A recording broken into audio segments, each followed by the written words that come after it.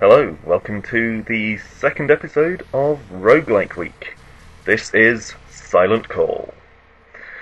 Silent Call is more of a traditional sort of roguelike than Cursed Loot, which is the one we looked at on Tuesday. It's not the most traditional, though. Sorry, this title screen always makes me laugh. I mean, what is all this stuff?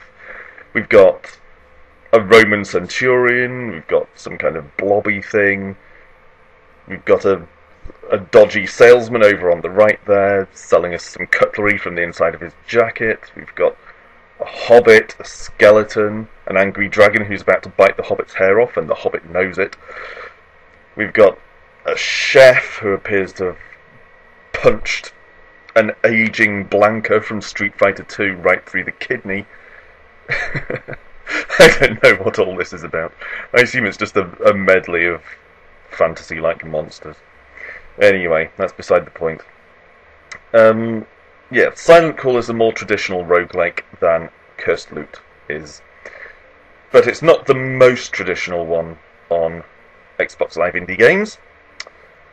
The most traditional is probably Dungeon Adventure, which actually has an option to display the entire game as ASCII characters, which looks like this.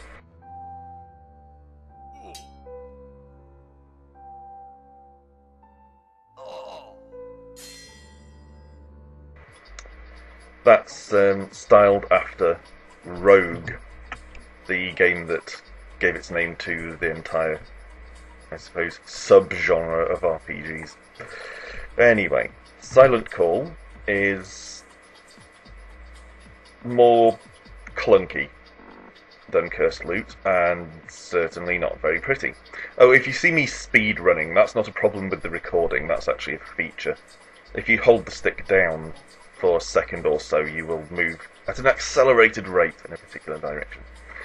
Anyway, here you can see me looking at signs and things. Basically, to interact with things in this game, you have to hold the right stick towards them, which puts a box over them, as you've seen here, and you will continue to see throughout the video.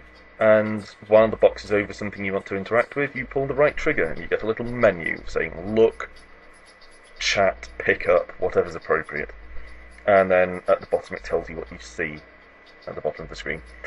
Here we have the Quest Master offering us a selection of quests. And this is the only extricate the confused grandfather from the workshops. Lovely. Go and get your senile granddad.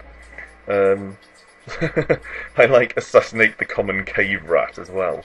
I mean, is killing a rat really considered assassination? Isn't it more extermination, pest control? I don't think they really... Rats have the prestige to be assassinated.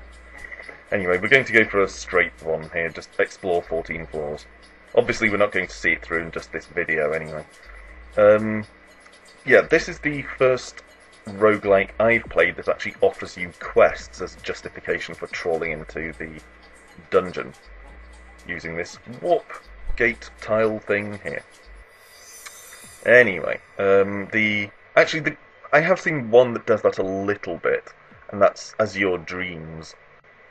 But this is much more of a traditional affair. You can see we have weapons, armour, food, various things in neat lists there. And that's one of the ways this is better than the really traditional Dungeon Adventure.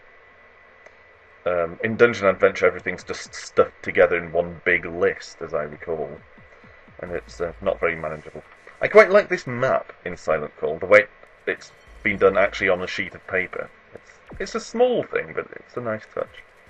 As in Cursed Loot, you just walk at enemies to damage them, and you basically explore randomly generated dungeons and map them out as you go. That's about the size of it. Don't let the presentation of this game put you off. You know, the whole sort of Microsoft Paint visuals.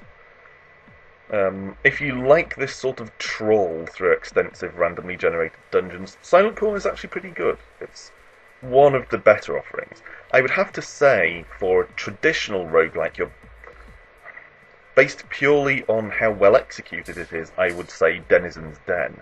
But the problem with Denizen's Den is it's 400 Microsoft points. That is literally 5 times the price of the likes of Cursed Loot and Dungeon Adventure, and indeed Silent Call 2. Here's some magic. You hit the right bumper to bring up your list of spells, and then choose which square you want to shoot it at. So it's all pretty simple. The interface for interacting with things is a bit clunky, but you do get used to it.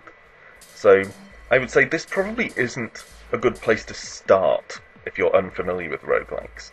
But if you've played one or two and you know you like this sort of thing, then this is not a bad choice by any means, especially for 80 Microsoft points.